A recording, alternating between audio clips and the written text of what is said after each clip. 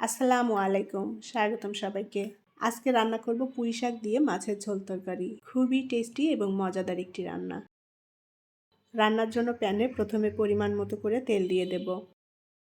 এখন এই তেলের মধ্যে দিয়ে দেব পেঁয়াজ কুচি। বড় সাইজের একটা পেঁয়াজ কুচি করে নিয়েছি। পেঁয়াজটা এখন হালকা ভেজে নেব।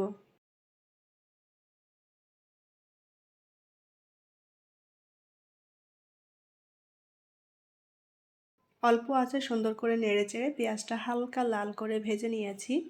এখন পেঁয়াজের মধ্যে পানি দিয়ে দেব আর এই পানিতে মশলাটা কষিয়ে নিতে হবে। 1 চা চামচ দিয়ে দেব রসুন বাটা। লবণ দিয়ে দেব স্বাদ মতো। শুকনো মরিচের গুঁড়া দিয়ে দেব 1/2 চা চামচ। ধনিয়ার গুঁড়া 1/2 চা চামচ। হলুদ গুঁড়া 1/2 চা চামচ। জিরার গুঁড়া দিয়ে দেব 1 চা চামচ। মশলাটা ভালো করে নেড়ে চেড়ে এখন একটু কষিয়ে নেব। কাঁচামরিচ ফালি দিয়ে দেব কয়েকটা। পুঁই শাক দিয়ে মাছের এই ঝোল তরকারি রান্নার জন্য আমি মাছগুলো প্রথমে কষিয়ে নেব। মশলাটা একটু কষিয়ে নিয়েছি, এখন এর মধ্যে মাছ দিয়ে দেব। আমি এখানে একটু ছোট সাইজের রুই মাছ নিয়েছি। মাছগুলো কেটে ধুয়ে পরিষ্কার করে নিয়েছি ভালোভাবে। আর এখানে মাছের মাথায় এবং লেজের অংশটা দিয়ে আজকের এই পুঁই শাকটা রান্না করছি। মাছটা এখন মশলার সাথে ভালো করে কষিয়ে নেব। মাছগুলো চাইলে ভেজেও রান্না করা যাবে। পুঁই শাকের সাথে মাছটা এভাবে কষিয়ে রান্না করলে বেশি টেস্টি হয়।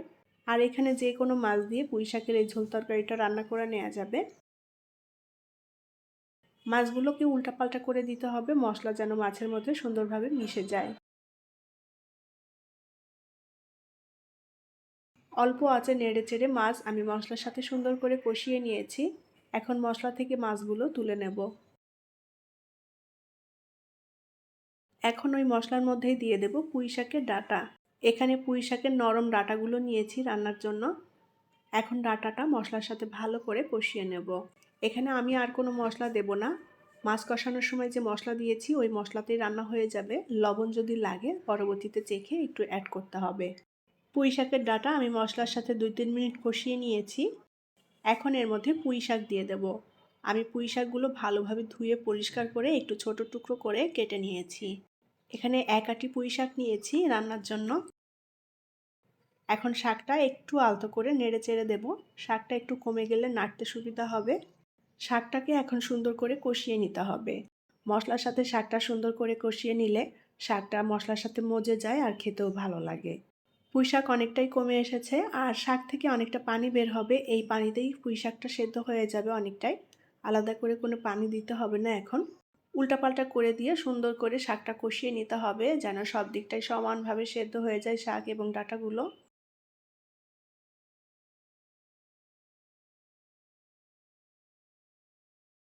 মিডিয়াম আঁচে আমি শাকটাকে বেশ ভালোভাবে নেড়েচেড়ে কষিয়ে নিয়েছি। এখন পরিমাণ মতো করে ঝোলের পানি দিয়ে দেব। উল্টাপাল্টা করে নেড়েচেড়ে দিতে হবে যেন ডাঁটা শাক একসাথে সুন্দর করে মিশে যায় এবং সেদ্ধও হয়ে যায় ভালোভাবে। এখন এর মধ্যে কষিয়ে রাখা মাছ দিয়ে দেব।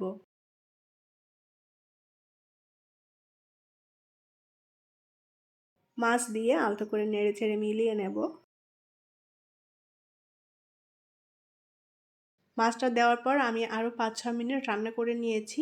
আর পুঁই শাকের ঝোল তরকারিটা প্রায় রান্না হয়ে এসেছে। এখন শেষ পর্যায়ে এর মধ্যে কিছুটা টালা জিরার গুঁড়া দিয়ে দেব। জিরার গুঁড়া দিয়ে আলতো করে নেড়েচেড়ে মিলিয়ে নেব। মাছ দিয়ে পুঁই শাকের ঝোল তরকারি রান্না করা হয়ে গিয়েছে। আমি ঝোলটাও টানিয়ে নিয়েছি যতটুকু রাখতে চাই। পুঁই শাকের ঝোল তরকারি রান্না করা কমপ্লিট। এখন এটা নামিয়ে নিয়ে পরিবেশন করব। পুঁই শাক এবং মাছের এই ঝোল তরকারিটা সাদা ভাত দিয়ে খেতে দারুণ লাগে। আশা করি মাছ দিয়ে পুঁই শাকের ঝোল তরকারি আপনাদের কাছে ভালো লেগেছে। রেসিপিটি যদি ভালো লাগে তাহলে প্লিজ ভিডিওটি শেয়ার করবেন। ভালো থাকবেন সবাই। আজকের মতো বিদায় নিচ্ছি। আল্লাহ হাফেজ।